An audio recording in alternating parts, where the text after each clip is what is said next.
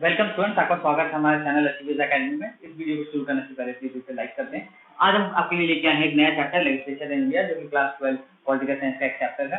तो हम इसमें पढ़ेंगे यूनियन लेजिस्लेचर को, स्टेट लेजिस्लेचर को। तो चलिए शुरू करते हैं।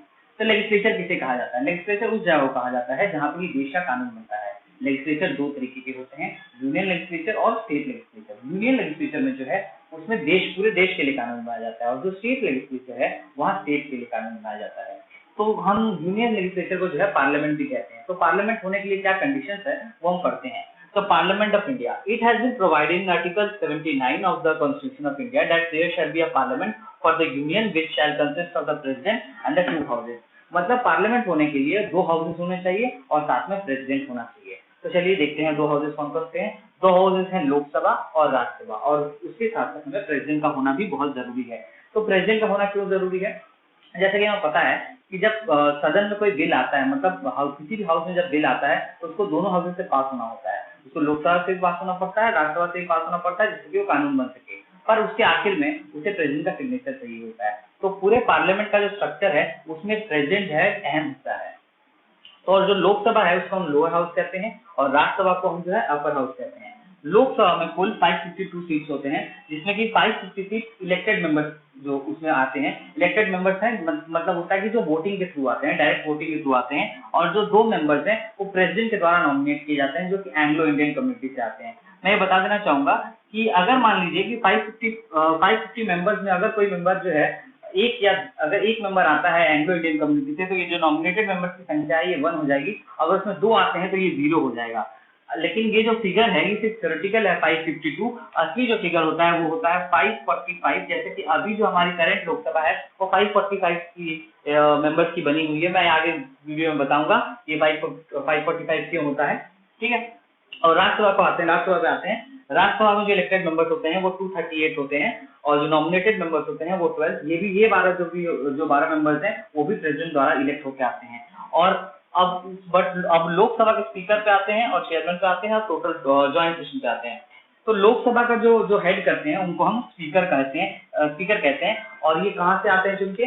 ये लोकसभा के ही इलेक्टेड मेंबर्स में से इनमें से किसी एक को चुना जाता है जो कि स्पीकर बनता है।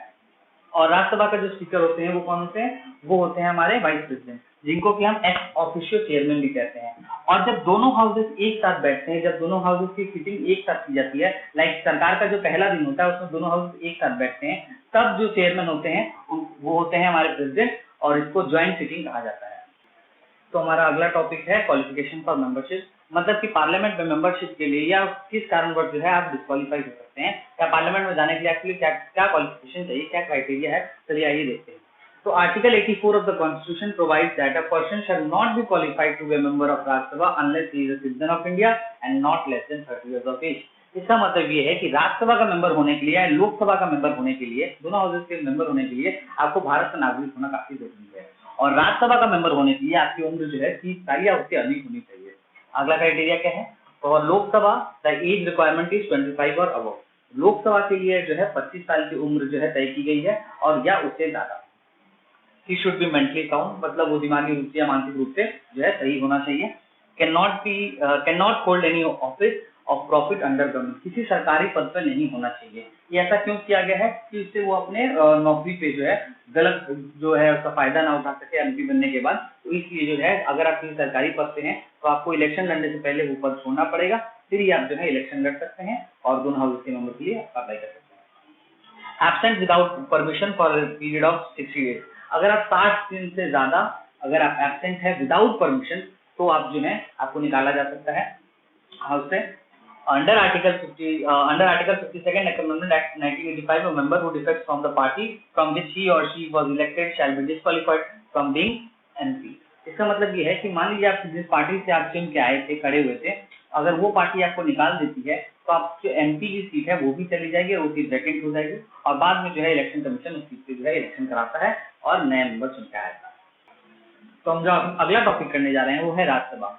तो राज्यसभा जो है हमारे बाइकैमरल सिस्टम का जो है सेकंड हाउस है, जिसको कि हम अपर हाउस कहते हैं। और जो और भी जो कंट्रीज हैं लाइक यूके में जो उनका जो अपर हाउस है उसको हम हाउस ऑफ लॉर्ड्स कहते हैं, अमेरिका में उसको सीनेट कहा जाता है, ठीक है। अब इसकी कॉम्पोजिशन को हम पढ़ते हैं कि कॉम्पोजिशन क्या है। तो इसमें 250 सीट्स होते हैं, जिसमें कि 238 जो सीट हैं उनमें जो मेंबर हैं वो यूनियन टेरिटरीज और स्टेट से चुन के आते हैं इनडायरेक्ट वोट के थ्रू, वो एमएलए के वोट के थ्रू जो है वो चुन के आते हैं। Out of 250 members, not more than 238 members shall be representatives of the state and the union territory. They shall be elected indirectly through a system of proportional representation by means of single transferable vote, जो कि MLA के vote के through चुन के आती हैं। और बाकी जो 12 मेंबर्स हैं वो कौन चुनता है, वो प्रेसिडेंट चुनता है। ठीक है, जो प्रेसिडेंट है वो 12 लोगों को चुनते हैं, वो जो है अलग अलग फील्ड से होते हैं, लाइक साइंस, लिटरेचर और जो है आने वाले लॉ, इन सारे फील्ड से जो है वो चुन के आते हैं। ठीक है, और क्या है, ये एक परमानेंट हाउस है। परमानेंट हाउस होने का मतलब क्या है कि ये जो है कभी डिसॉल्व नहीं होता। जैसा कि आपको पता है लोकसभा जो है डिसॉल्व हो सकती है, उसका टेन्योर जो है 5 साल का हो सकता है। ठीक है, मतलब इमरजेंसी के टाइम वो 1 साल एक्सीड कर सकता है, 6 साल हो सकता है, लेकिन उससे ज्यादा नहीं। नॉर्मल कंडीशन में 5 साल का होता है। लेकिन अगर वो कोलिशन गवर्नमेंट के थ्रू अगर सरकार बनी है तो लोकसभा जो है अगर नो कॉन्फिडेंस मोशन की वजह से अगर पास हो जाए तो वो पहले भी गिर सकती है, डिसॉल्व हो सकती है। लेकिन राज्यसभा जो है परमानेंट हाउस है, वो कभी डिसॉल्व नहीं हो सकता। ठीक है, और इसका जो टेन्योर होता है, एक मेंबर का जो टेन्योर है वो 6 साल का है। ठीक है, एक मेंबर जो है वो 6 साल के लिए बनता है, मगर लोकसभा में जो टेन्योर है वो सिर्फ 5 साल का है। और इसमें एक चीज और है कि इसका जो मेंबर है वो 1/3 मेंबर जो होते हैं राज्यसभा के, वो हर 2 साल पे जो है रिटायर करते हैं। ठीक है, तो स्टूडेंट्स हम अपना अगला टॉपिक करने जा रहे हैं जो कि है द लोकसभा। लोकसभा को जो है हम उसको लोअर हाउस भी कहते हैं, और यूएसए में इसको हाउस ऑफ रिप्रेजेंटेटिव भी कहा जाता है, और इसको ब्रिटेन में हाउस ऑफ कॉमन्स भी कहते हैं। क्यों हाउस ऑफ कॉमन्स कहा जाता है, क्योंकि इसमें जो मेंबर्स हैं वो सीधे जनता से चुन के आते हैं। ठीक है, अब आइए चलिए देखते हैं इसका कॉम्पोजिशन क्या है। तो guided by Article 81, 82, 83 and 331, the Lok Sabha shall consist not more than 552 members. Constitution के आर्टिकल 81, 82, 83 और आर्टिकल 331 के आधार पर लोकसभा में सिर्फ 552 मेंबर्स ही हो सकते हैं, उससे अधिक नहीं। जिसमें कि 530 members from the state, 530 members जो हैं वो स्टेट से चुन के आते हैं, और जो बाकी के 20 मेंबर हैं वो यूनियन टेरिटरी से चुने जाते हैं, और 2 मेंबर्स जो हैं एंग्लो इंडियन कम्युनिटी से चुने जाते हैं प्रेसिडेंट द्वारा। अगर वो इन 550 में अगर नहीं चुने गए हैं तभी उनको चुना जाता है। अगर मान लीजिए इस 530 या फिर 20 में कोई एंग्लो इंडियन है तो उसकी संख्या यहाँ से घट जाएगी। अगर 1 है तो ये 1 हो जाएगा, इसमें 2 अगर है तो ये 0 हो जाएगा। लेकिन मैंने आपको चैप्टर के शुरुआत में ये बताया था कि हमारी जो अभी की लोकसभा है उसमें 545 मेंबर्स है। ऐसा इसलिए है क्योंकि ये जो कॉन्स्टिट्यूएंसीज हैं, जो नंबर ऑफ कॉन्स्टिट्यूएंसीज है, इसको जो है बनाया जाता है कि कितने कॉन्स्टिट्यूएंसीज होंगे, वो पॉपुलेशन के आधार पे, जो पॉपुलेशन का जो रेशियो है उसके आधार पे इसको निकाला जाता है। पर अभी जो यूनियन टेरिटरीज की जो पॉपुलेशन है वो कम होने की वजह से ये 545 है। ठीक है, और ये 2031 तक इतना ही रहेगा, 545 ही मेंबर्स चुने जाएंगे। अब आते हैं इसके ड्यूरेशन के ऊपर। ड्यूरेशन कितना है, तो 5 साल का होता है। एक बार अगर सरकार बनती है तो 5 साल की बनती है, अगर डिसॉल्व ना हो तो, मतलब वो सरकार ना गिरे तो वो 5 साल की इसकी जो टाइम लिमिट है वो उसका 5 साल होता है। और क्या है कि अगर इमरजेंसी अगर लागू हो जाती है तो 1 साल एक्सटेंड कर जाता है। ठीक है, और इसमें और क्या है कि मान लीजिए कि डिसॉल्व कैसे होती है, ये नो कॉन्फिडेंस मोशन द्वारा होती है, जो कि हम आगे इसको पढ़ेंगे। जो हमारा अगला टॉपिक है वो है power and function of the parliament. तो उसमें चलिए देखते हैं पहला क्या है। तो पहला है providing the cabinet. Providing the cabinet मतलब क्या है, पार्लियामेंट के द्वारा हमको हमारी कैबिनेट मिलती है। कैबिनेट का मतलब क्या है, जिसमें कि हमारे प्रधानमंत्री हैं और उनकी जो टीम है, लाइक जो डिफेंस मिनिस्टर हुए, एजुकेशन मिनिस्टर हुए, फाइनेंस मिनिस्टर हुए, ये तो इसको कैबिनेट कहते हैं। तो कैबिनेट हमको कौन से द्वारा मिलता है, वो हमको पार्लियामेंट द्वारा मिलता है। ये सब आके जो है पार्लियामेंट में बैठते हैं। लेजिस्लेशन, दूसरा फंक्शन क्या है, लेजिस्लेशन। लेजिस्लेशन का मतलब क्या होता है, कानून बनाना। कानून जो है कहाँ बनता है, ये पार्लियामेंट में बनता है। ठीक है, जो कि इसका मेन फंक्शन है। तीसरा क्या है, control of the executive. Parliament के द्वारा जो है हम एग्जीक्यूटिव पे कंट्रोल रख सकते हैं। एग्जीक्यूटिव कौन हुआ, प्रधानमंत्री एग्जीक्यूटिव है, हमारे वित्त मंत्री या फिर हमारे डिफेंस मिनिस्टर, ये सब क्या है, एग्जीक्यूटिव है। तो इन पे हम कंट्रोल कैसे रख सकते हैं, पार्लियामेंट में जब बहस होती है इसके द्वारा इनसे सवाल पूछ सकते हैं, इसके द्वारा से हम इनको कंट्रोल में रख सकते हैं। चौथा क्या है, financial power and function. Financial power का मतलब क्या है, पार्लियामेंट में जो है हमारा हर साल का एनुअल बजट पास होता है और मनी बिल वगैरह पास होता है, जिसमें कि सरकार बताती है कि किस क्षेत्र में कितना खर्चा करने वाली है। तो ये कहाँ पास होता है, ये पार्लियामेंट में पास होता है, जो कि इसका काफी अहम हिस्सा है।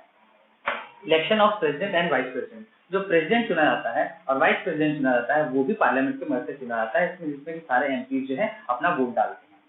छठा क्या है, amendment of the constitution. Amendment शब्द का मतलब है संशोधन, उसमें चेंज लाना या फिर इसको पूरी तरीके से हटा देना। तो ये कैसे हो पाता है, जब ये पार्लियामेंट के वोटिंग सिस्टम के वजह से हो पाता है। अगर मैक्सिमम नंबर ऑफ एमपी अगर इसको सपोर्ट में आ गए तो अमेंडमेंट आ जाएगा, नहीं तो नहीं होगा ये, ठीक है। उसके बाद क्या है, election of speaker, deputy speaker, deputy chairman. मतलब जो अब इसी पार्लियामेंट में जो है, और लोकसभा में जैसे पहले हाउस की बात करते हैं तो जितने मेंबर्स है उन्हीं में से एक आदमी जो है और स्पीकर होता है और डिप्टी स्पीकर चुना जाता है।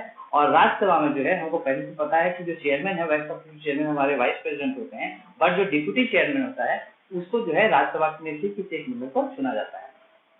उसके बाद है नो कॉन्फिडेंस मोशन, अविश्वास प्रस्ताव। अगर मान लीजिए कोई कोalition गवर्नमेंट बनी है तो उसमें क्या किया जाता है, अगर अब भरोसा नहीं है लोगों का सरकार के ऊपर तो नो कॉन्फिडेंस मोशन भी जो है पार्लियामेंट में पास करके सरकार को गिराया जा सकता है, ठीक है। ये भी पार्लियामेंट में पास होता है।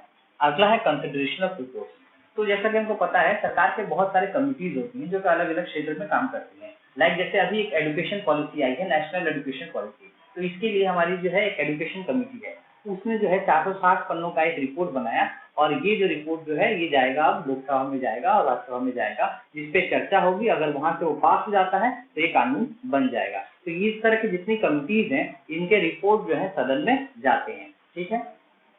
Proclamation of emergency. अगर इमरजेंसी लागू करनी है, इमरजेंसी आप जानते हैं फाइनेंशियल इमरजेंसी हुआ या फिर नेशनल इमरजेंसी हुआ, ये भी जो है अगर लागू करना है तो पहले सदन में इसको रखना पड़ता है, सदन के पटल पर, फिर जो है ये पास हो सकता है।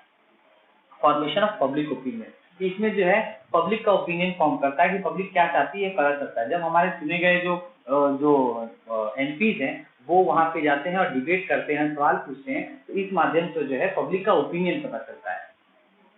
अदर फंक्शंस में क्या आता है, impeachment of the president, vice president and chief justice of India. Impeachment मतलब इनको अगर हटाना है, प्रेसिडेंट को हटाना है या वाइस प्रेसिडेंट को हटाना है या चीफ जस्टिस ऑफ इंडिया को हटाना है या किसी अदर जजेस को हटाना है कोर्ट में से उनकी कुर्सी पर, तो इसमें जो है दोनों ही हाउसेस में अगर 2/3 मेजोरिटी मिल जाए, लोग वोट कर दे कि उनको हटाया जाए, तो इसके हटाया जा सकता है। इस प्रोसेस को इम्पीचमेंट कहते हैं, जो कि पार्लियामेंट में यूज किया जाता है, ठीक है।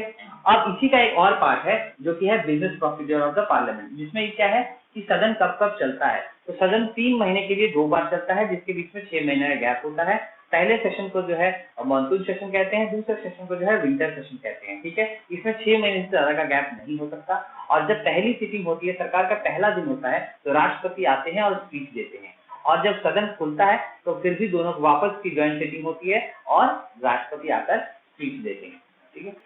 तो स्टूडेंट्स हम अपना अगला टॉपिक करने जा रहे हैं जो कि है privileges and immunities of parliament and its member. इसमें हम क्या पढ़ेंगे, हम इसमें पार्लियामेंट की जो इम्यूनिटी है और उसको जो प्रिविलेज मिलते हैं और उसके मेंबर्स को जो प्रिविलेजेस मिलते हैं, उन दोनों को हम पढ़ने जा रहे हैं, इन दोनों के बारे में हम पढ़ने जा रहे हैं।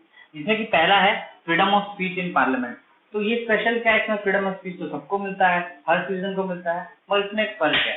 लाइक जैसे कि हम अगर कोर्ट के बारे में बाहर जो है नॉर्मल सिटीजन जो है वो बहुत मामलों में नहीं बोल सकता।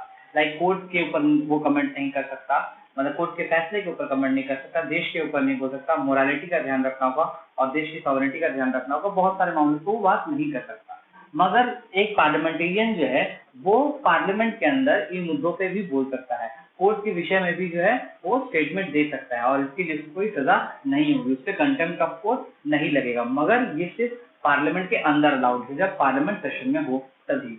दूसरा है can't be sued any on anything said in parliament, मतलब कि सूड मतलब केस करना, उससे केस नहीं हो सकता। अगर पार्लियामेंट में कोई बात कही है तो उसके ऊपर कोई केस नहीं कर सकता। मानहानि का दावा नहीं ठोक सकता, इन सब तरीकों का कोई आप दावा नहीं ठोक सकते अगर कोई बात पार्लियामेंट में कही गई है तो। तीसरा है immunity of members from any proceeding in any court in respect of publication by or under authority of parliament of any report paper etcetera. अगर मान लीजिए किसी ने अगर कोई बात कही है पार्लियामेंट में और या फिर किसी के बारे में कही है या किसी मुद्दे पे कही है, तो उसको लेके आप बाहर कोर्ट में उसके ऊपर केस नहीं कर सकते कि इन्होंने पार्लियामेंट में ऐसा कहा या ऐसा कोई पेपर दिखाया या ऐसा कोई स्टेटमेंट दिया, इस मामले में कोई केस नहीं किया जा सकता। Courts are prohibited to inquire into the proceeding of Parliament and its committees। जो पार्लियामेंट की कमिटीज है और पार्लियामेंट के मैटर्स में जो है कोर्ट कभी इंटरफेयर नहीं कर सकता। Members enjoy freedom from court in civil cases और ड्यूरिंग, देखिए मैंने यहाँ पे -40 और +40 ऑफ द सेशन लिखा है, तो मतलब समझते हैं। इसका मतलब ये है कि किसी एमपी को आप सिविल केस में अरेस्ट नहीं कर सकते अगर सदन जो है सेशन में है। मतलब सेशन में होने का मतलब है कि सदन चल रहा है। आपको पता है, मैंने पिछले वीडियो में बता चुका हूँ कि जो हमारे सदन है वो साल में 3 महीने करके 2 बार चलता है, जिसमें 6 महीने का अधिकतम गैप हो सकता है। तो अगर सेशन चल रहा है तो उस दौरान नहीं कर सकते आप उसको अरेस्ट, और सेशन शुरू होने के 40 दिन पहले नहीं कर सकते और सेशन खत्म होने के 40 दिन बाद तक नहीं कर सकते। तो आप समझ सकते हैं कितना पावरफुल है ये। लगभग बहुत कम एक गैप होता है जिसके दौरान ही कोई सिविल केस में तो एमपी अरेस्ट हो सकता है। अगला पॉइंट है members are exempted from serving as jury. इसका मतलब क्या है, आप पहले के सिस्टम में होता था कि जब बहुत सारे बेंचेस बैठते थे, मतलब कोर्ट में जो है जजेस बैठते थे और उसके साथ साथ जो है सिविलियंस को भी रखा जाता था एक ज्यूरी के तौर पे, जो बैठेंगे और उनकी भी राय सुनी जाती थी। जैसे आपने मूवी रुस्तम मूवी में देखा होगा इसीलिए। तो उस तरह का जो सिस्टम है इस चीज में जो है पार्लियामेंटेरियंस को जो है इसमें कोई ज्यूरी बनने की कभी जरूरत नहीं है। मतलब वो उनको माफी उसको इसमें जो है उनका क्या कह सकते हैं छूट दी गई है। ठीक है।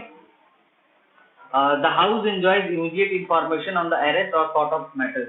अगर मान लीजिए कि अगर किसी एमपी को अरेस्ट किया जाता है या फिर कोई अरेस्टेड है वो छूट रहा है या फिर उसके खिलाफ कोई वारंट निकला है, कुछ भी ऐसा है तो तुरंत जो है हाउस को बताना होगा, या लोकसभा का है वो या राज्यसभा का है, तो उन दोनों ही हाउसेस में से किसी एक हाउस को आपको बताना पड़ेगा जिस हाउस से वो इलेक्ट होके आया है। ठीक है।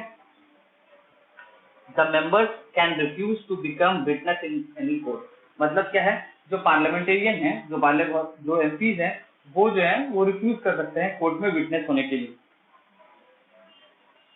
Parliament and its committees enjoy a right to stand for papers, record and other relevant material। मतलब क्या है, पार्लियामेंट जो है इसके पास अधिकार है सरकार से और अन्य विभागों से जो है इंपॉर्टेंट डॉक्यूमेंट्स और पेपर्स को मांग करने का। ठीक है। एक पॉइंट तो यहाँ पे शायद छूट गया, नहीं सॉरी, ठीक है।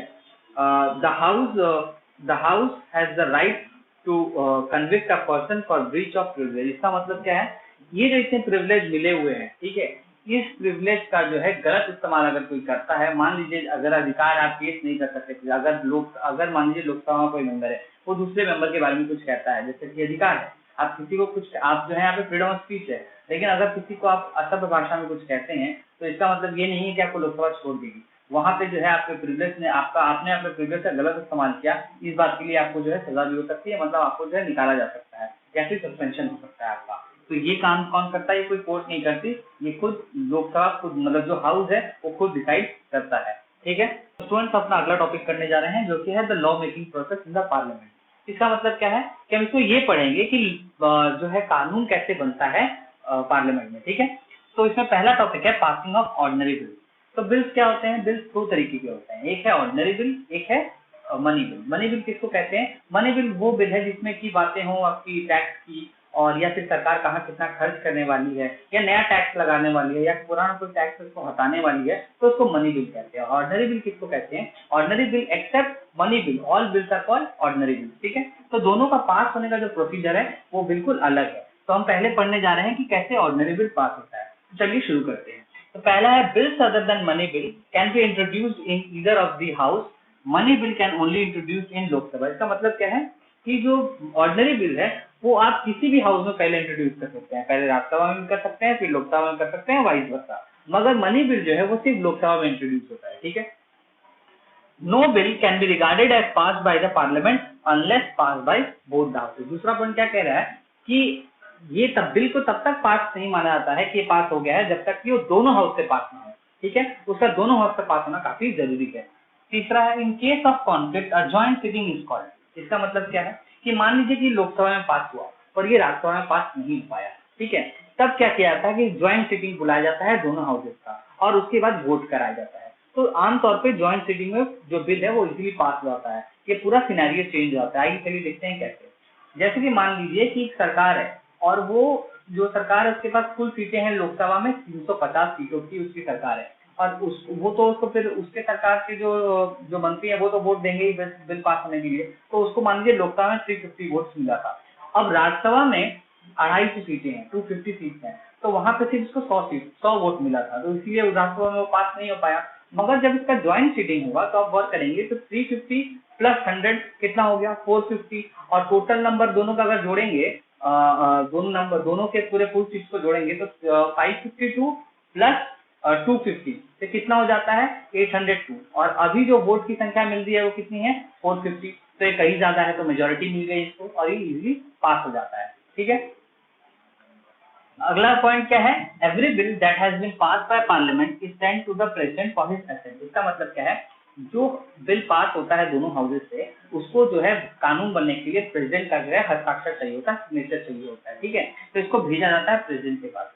प्रेसिडेंट चाहे तो पहली मर्तबा इसको मना कर सकता है कि नहीं, इसको वापस से एक बार तुरंत विचार किया जाए, इस बिल में ऐसी गड़बड़ी है, या फिर इसको एक बार फिर से देखा जाए, तो इसे पहली बार कर सकता है। अगर सरकार जब ये बिल वापस लौट के जाता है तो सरकार चाहे तो इसको चेंज कर भी सकती है, नहीं भी चेंज ला सकती है और वापस भेज देती है, लेकिन दूसरी बार प्रेसिडेंट को इसको साइन करना ही होता है, चाहे उसमें वो चेंज हुआ हो या नहीं हुआ हो। ठीक है, इसके बाद क्या है, introduction, first reading, second reading and third reading. मतलब कोई भी बिल जो है पहली मतलब ऐसे ही नहीं रख दिया जाता है सदन में, कोई भी बिल आने से पहले 1 महीना पहले सदन को बताना होता है कि इस तरह का कोई बिल आने वाला है। फिर उसके बाद जब ये सदन में आता है तो सरकार की तरफ से कोई एक मंत्री उठकर इस बिल को रीड करता है कि इस बिल में ये चीजें हैं, मेन पॉइंट सिर्फ बताता है।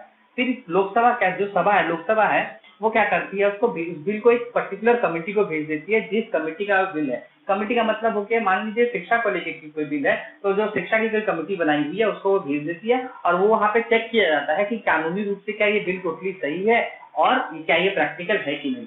अगर वो सही है तो ये फर्स्ट रीडिंग के बाद ये जब चला जाता है कमेटी के पास तो कमेटी जो है वापस इसको लोकसभा हाउस को भेज देती है और हाउस जो है, अब यहाँ पे हाउस में सेकंड रीडिंग होता है। सेकंड रीडिंग का मतलब क्या है, सेकंड रीडिंग में पूरे डिटेल्स से बात की जाती है और पक्ष और विपक्ष दोनों ही जो है डिबेट करते हैं और उसके बाद जो है वेट करते हैं नतीजे का। अगर ये पास हो जाता है तो उसके बाद आता है थर्ड रीडिंग, मतलब कि ये बिल पास हो गया तो सिर्फ ये कोरम पूरा करने का तरीका है जिसमें ये बताया जाता है कि जो बिल पास हो रहा है इसमें क्या क्या चीजें हैं, बस यही होता है इसके अंदर। उसके बाद ये राज्यसभा में चला जाता है, राज्यसभा में जब अगर वो पास हो जाए तो फिर वो प्रेसिडेंट के पास जाता है, जैसा कि मैंने बताया कि प्रेसिडेंट जो है पहली बार मना कर सकता है बट दूसरी बार साइन करना ही होता है, और जब साइन हो जाता है तो ये कानून बन जाता है। ठीक है स्टूडेंट, हमारा अगला टॉपिक है area of supremacy of Lok Sabha. अगला उसके बाद है area of equal powers of both the houses, area of supremacy of Rajya Sabha.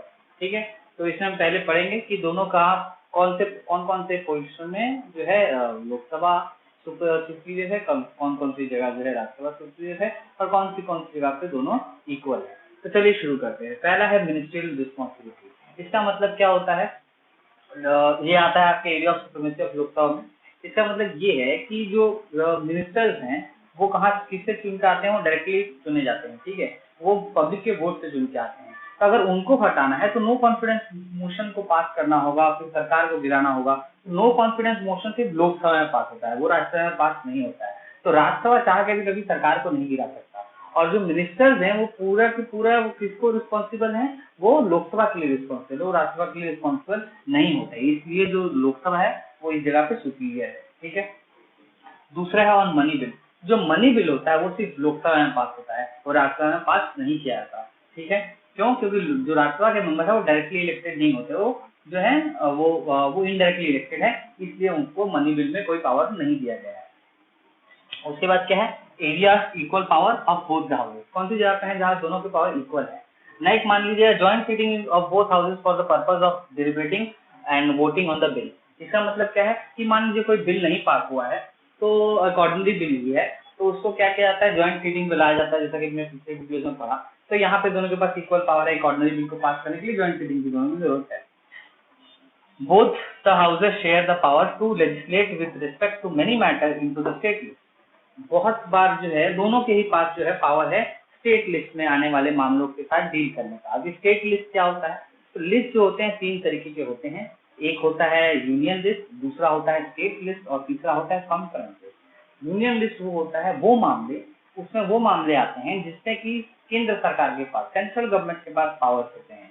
Like example हो गया इसका, मान लीजिए रक्षा विभाग जो है, रक्षा मंत्रालय है। अब रफेल कितना आएगा कितना नहीं आएगा, अब जो रक्षा को लेके जितने भी मतलब डिफेंस को लेके जितने भी मुद्दे हैं, जितने फैसले हैं, इसका जो ये पूरी जिम्मेवारी जो है केंद्र सरकार की है। उसमें स्टेट गवर्नमेंट कुछ नहीं बोल सकता कि कौन सा या खरीदना है, कितने टैंक खरीदने हैं, ये सारे डिपार्टमेंट इसमें नहीं आते, स्टेट के पास पावर नहीं है इसमें बोलने का। ठीक है, स्टेट लिस्ट में क्या आता है, तो स्टेट लिस्ट में आता है यहाँ के रास्ते, यहाँ के फ्लाई, यहाँ पे कौन कौन से रास्ते बनेंगे, ठीक किए जाएंगे, कौन सी यहाँ पे कहाँ फ्लाईओवर बनेगा, ये सब जो मामले हैं कि स्टेट का पावर है। तो यहाँ पे कोई सेंट्रल गवर्नमेंट जो है इसमें इंटरफेयर नहीं कर सकता, तो इन मामलों को हम स्टेट लिस्ट है या स्टेट लिस्ट में आते हैं। और कुछ मामले ऐसे होते हैं जहाँ स्टेट और सेंट्रल दोनों के पास पावर होता है, जैसे उन मामलों को उस लिस्ट को हम कहते हैं कॉन्करेंट लिस्ट। लाइक जैसे एडुकेशन हो गया, और फिर उसके बाद आपका मेडिसिन हो गया, इन सब मतलब मेडिकल रिसर्च वगैरह, इन सब जगह पे जो है दोनों के पास ही पावर है, दोनों के पावर से ही मिलके ये दोनों के कोऑर्डिनेशन के साथ ही ये चल पाता है। तो स्टेट लिस्ट मतलब बहुत बार जो स्टेट के अंदर जो पावर है उसके मतलब उसका जो क्षेत्र है काम करने का, उसमें भी जो है सेंट्रल गवर्नमेंट इंटरफियर कर सकता है, पार्लियामेंट इंटरफियर कर सकता है, दोनों अगर वो इमरजेंसी अगर लागू है तब, ठीक है, तब ये दोनों मिलके जो है उसमें इंटरफेयर करते हैं, ठीक है।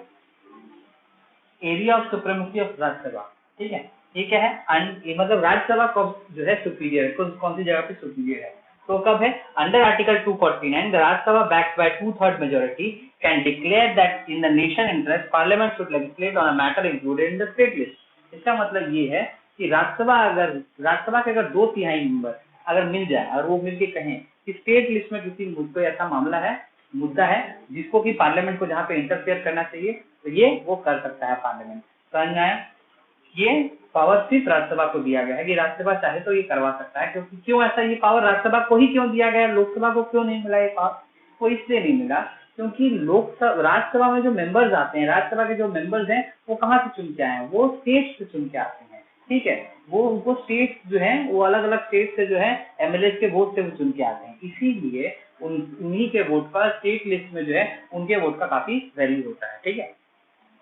Under Article 312, Parliament can make laws regarding union and state. Since certain number of such services affect the state, so the Rajya Sabha has been given the power of deciding by a resolution backed by a 2/3 majority the question of creating such services. बहुत बार जो है parliament कुछ नए services शुरू करता है या मतलब कोई मान लीजिए कोई ऐसा कानून पास करता है, कोई ऐसी सर्विसेज का शुरुआत करता है जिससे कि कोई कानून ऐसा बना रहा है जिससे कि स्टेट और सेंट्रल गवर्नमेंट दोनों पे ही असर होगा, यूनियन लिस्ट पे भी असर होगा और स्टेट लिस्ट पे भी असर होगा। तो मगर यहाँ पे तो स्टेट लिस्ट में सेंट्रल गवर्नमेंट इंटरफेयर कर नहीं सकता, तो तब क्या किया जाता है, राज्यसभा का हेल्प लिया जाता है, राज्यसभा अपने पहले पावर का वापस इस्तेमाल करता है और उस बाई 2/3 मेजोरिटी अगर वो रेजोल्यूशन पास करके ये जो कानून है उसको स्टेट में भी अप्लाई करवाता है। तो स्टूडेंट्स हम अगला टॉपिक करने जा रहे हैं वो speaker of the house of the people. इसका मतलब क्या है, लोकसभा के स्पीकर के बारे में हम पढ़ने वाले हैं, उनके रूल्स एंड उनके फंक्शंस के बारे में पढ़ेंगे। तो चलिए आइए शुरू करते हैं। तो पहला है the speaker is elected by the members of the Lok Sabha. इसका मतलब क्या है कि लोकसभा के जो स्पीकर हैं उनको कौन इलेक्ट करता है, लोकसभा के मेंबर्स करते हैं, और लोकसभा के मेंबर्स में से ही एक जन जो है चुन के आते हैं और वो लोकसभा के स्पीकर बनते हैं। दूसरा क्या है, article 94 states that the speaker may be removed from his office by a resolution of the Lok Sabha and passed by a majority of all members। इसका मतलब क्या है कि अगर लोकसभा के स्पीकर को उनकी चेयर से हटाना है, लग रहा है कि वो पार्शियल है काफी, तो उनको हटाने के लिए जो एक रेजोल्यूशन पास करना पड़ेगा, मतलब बिल की तरह ही समझ लीजिए, एक रेजोल्यूशन पास करना होगा, बट ये 14 दिन पहले बताना होगा स्पीकर को ये बात, और उसके बाद ये पास करना होगा। अगर मान लीजिए कि 552 सीट है तो 50% + 1, एक सीट ज्यादा, अगर एक वोट अगर ज्यादा मिल जाए तो जो है स्पीकर को हटाया जा सकता है, ठीक है। अगला है कि salary is paid from the consolidated fund of India. Speaker की सैलरी कहाँ से दी जाती है, वो कंसोलिडेटेड फंड से दी जाती है। अब ये कंसोलिडेटेड फंड क्या होता है, तो एक सिंपल सरल भाषा में ये समझिए कि सरकार का एक अकाउंट है जिसमें कि जितना टैक्स का पैसा जो है कलेक्ट होकर उसी के अंदर आता है, और जो अदर नॉन टैक्सेस से जो पैसा आता है वो भी वहीं आता है, तो उसी फंड में से जो है पैसा स्पीकर का सैलरी जो है दी जाती है। और ये जो इसमें से सरकार जो है बिना पार्लियामेंट को बताए उससे खर्च नहीं कर सकती। इनफैक्ट जो सीजीआई है, मतलब चीफ जस्टिस ऑफ इंडिया हुए, प्रेसिडेंट हुए, वाइस प्रेसिडेंट हुए, गवर्नर हुए, इनकी सैलरी भी जो है कंसोलिडेटेड फंड से ही दी जाती है, ठीक है। तो अगला क्या है, he have a casting vote which he only uses when there is a deadlock। इसका मतलब क्या है कि स्पीकर के पास भी खुद का वोट होता है। एक मान लीजिए बिल पास हो रहा है तो उस दौरान वो जो है अपना बिल का अपने वोट का इस्तेमाल नहीं कर सकते, वो अपने वोट का इस्तेमाल तभी कर सकते हैं जब टाई हो जाए, तब वो टाई ब्रेकर के तौर पे अपना वोट का इस्तेमाल करते हैं, मगर उसके सिवा वो यूज नहीं कर सकते, नॉर्मल कंडीशन में यूज नहीं कर सकते जब तक टाई नहीं हो, ठीक है। अगला है roles and function of the speaker. तो चलिए ये देखते हैं क्या है। पहला फंक्शन क्या है कि presides over the session of the Lok Sabha. Presides over the session of the Lok Sabha का मतलब क्या है कि जो लोकसभा को ये पूरा चलाते हैं, कौन कब बोलेगा, कितनी देर बोलेगा, ये सब कौन करता है, ये लोकसभा के स्पीकर करते हैं। पहला फंक्शन ये है।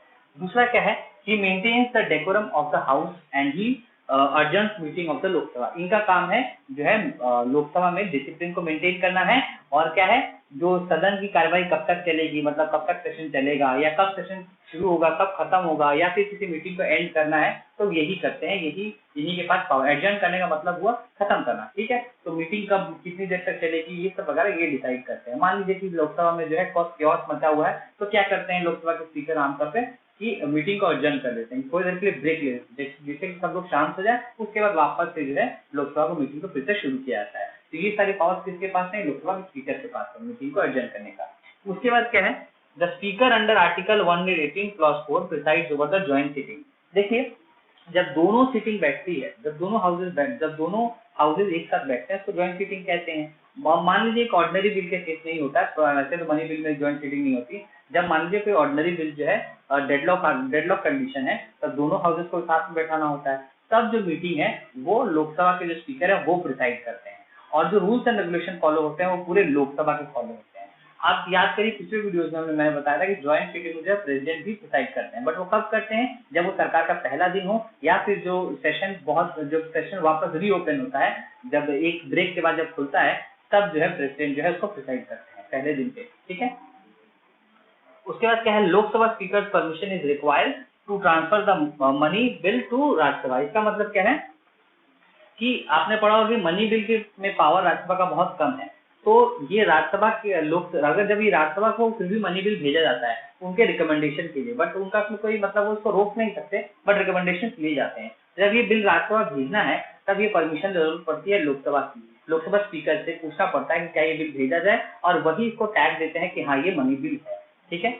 अगला पॉइंट क्या है, speaker is the head of all parliamentary committees. ये इसका मतलब क्या हुआ कि लोकसभा के जितने जो पार्लियामेंट की जितनी कमिटीज हैं, अलग अलग एजुकेशन को लेके, फाइनेंस को लेके जो कमिटीज बनाई गई हैं, उसके हेड कौन होते हैं, वो लोकसभा के स्पीकर खुद होते हैं, ठीक है। अगला है he have some administrative power. इसका मतलब क्या है, आपको ऐसे पता है कि मैंने बताया था कि बहुत सारे प्रिविलेजेस मिलते हैं एमपीज को, और भी बहुत सारे प्रिविलेजेस मिलते हैं वैसे, लाइक जैसे फ्लाइट की टिकट हुई, ट्रेन की टिकट हुई, और रहने का घर हुआ, ये सब जो है, गाड़ी हुई, ये सब भी फैसिलिटीज मिलती हैं। अगर कोई पार्लियामेंटेरियन जो है इससे वंचित है, तो लोकसभा के जो स्पीकर हैं वो इसका ख्याल रखते हैं, वो जो है इसको एडमिनिस्ट्रेट करते हैं, ठीक है।